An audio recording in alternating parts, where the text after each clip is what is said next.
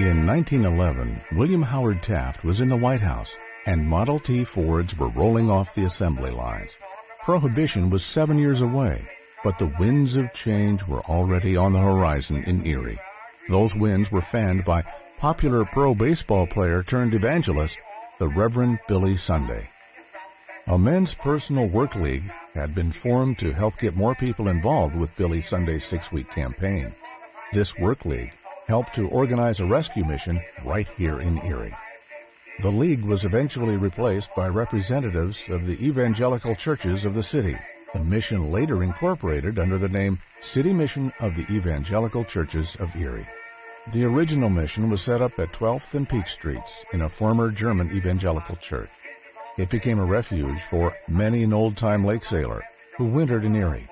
Those sailors were described at the time as a tough crowd given to much drunkenness. They and many others came in out of the cold to get a hot meal, a warm bed, and to hear the Word of God. But not all of the work happened inside the mission. Street meetings became very popular with the help of this gospel wagon purchased in 1919 for $804. It included a state-of-the-art portable organ on the back. After a few years, the Bessemer Railroad bought the building at 12th and Peach, and the mission made what would be the first of 5 moves in its 100 years. This move to 22 East 9th Street.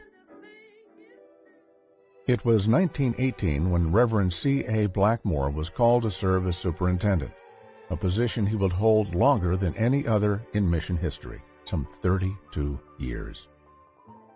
In a 1919 letter to the community, Blackmore wrote, "Prohibition, as great as it is, and with all the good it has been able to do, has not been able to change the human heart, nor save one soul. Neither was it intended to save souls. The power of Jesus Christ through the gospel is the only remedy for sin and the only power that can change a human heart." 1926. Mr. J.A. Zern, also known as the Major, heads up a successful campaign raising $70,000 to build a new, larger mission at 1117 Peach. In the late 1920s, a new era would dawn, the start of the mission's radio broadcast years, the Family Altar of the Air. WLEU broadcast the Morning Sunshine Hour weekdays at 8:30 and the Gospel Melody Hour Sunday evenings at 9:30.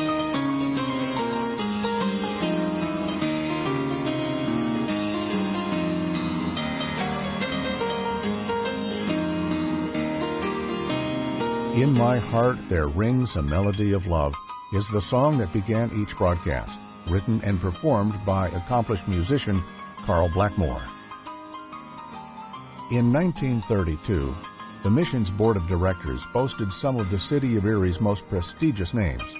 Those men included D.N. McBriar, A.M. Dahl, J.H. Walker, C.W. Zook, and J.A. Zern. Mrs. Frances Arnold was instrumental in leading the ladies' home at 134 West 19th Street. The building was donated for the mission's use in 1935. The 30s and 40s saw the growth of Sunday school programs for children, mostly from the inner city. To this day, many local parents credit the mission Sunday school with helping to keep their children on the right path. In 1943, the mission celebrated its 32nd anniversary with a week-long series of events, ending each night with the very popular Spiritual Jubilee Singers. The Reverend Charles Arthur Blackmore died in 1950, leaving behind a legacy of caring and service to the Erie community. In the early 60s, Reverend Ed Seraphin led the mission with his young family, including 3-year-old Eunice, living in an apartment upstairs. By 1964, a ticket to the mission's annual banquet would set you back $1.75. A 1966 Church Feature of the Week article in the Morning News celebrated the mission's Sunday school as integrated, active, and Bible-centered, with up-to-date teaching methods including films, film strips, and flannel drafts. The City Mission continued as an arm of the church, with this picture, drawn by mission supporter Nellie Huber, appearing on flyers and solicitations asking for community support to keep the mission operating and helping those most in need. By 1978, it was announced that the mission had purchased 1023 French Street, the former Knights of Columbus building. From 1979 through 1991, Jerry and Jan Marshall shared ministry duties at the mission. While the times change, the mission remains the same, housing the homeless, feeding the hungry, and rescuing the lost with the Word of God.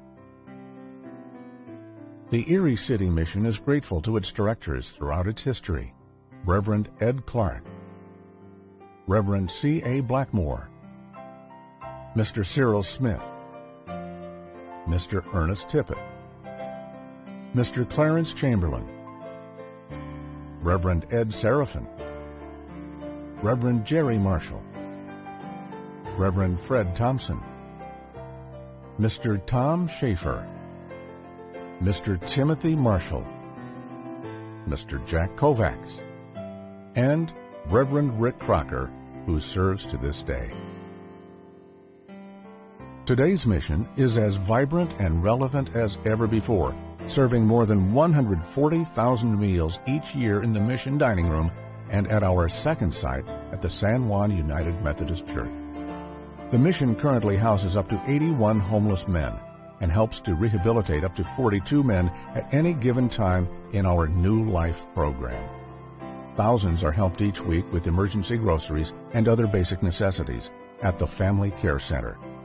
And the King's Closet provides free clothing to those in need. The last decade has brought women back together for fellowship and worship in the Women's Connection Ministry. Bonkers for Jesus Kids Summer Camp had its successful debut in the summer of 2011, and the Sunday Meal Ministry is going strong, keeping our local churches active in the ministry inside our walls. The last decade has also seen the creation of Help the Homeless Week, with efforts around the community to collect funds and food for those in need, and Knock Out Homelessness has become one of the most popular fundraising events. And, once again, the community has rallied to support its mission, raising enough funds to realize the dream of replacing the more than 100-year-old shelter with a brand new building, directly behind the current mission, a building that will house more than 100 men. The bricks and mortar represent the love and caring of volunteers, donors, staff, and all those who keep the Erie City Mission and those we serve in their hearts and in their prayers. We celebrate this 100 years knowing that from its first days to today, we couldn't do it without you. God bless you, and God bless the Erie City Mission.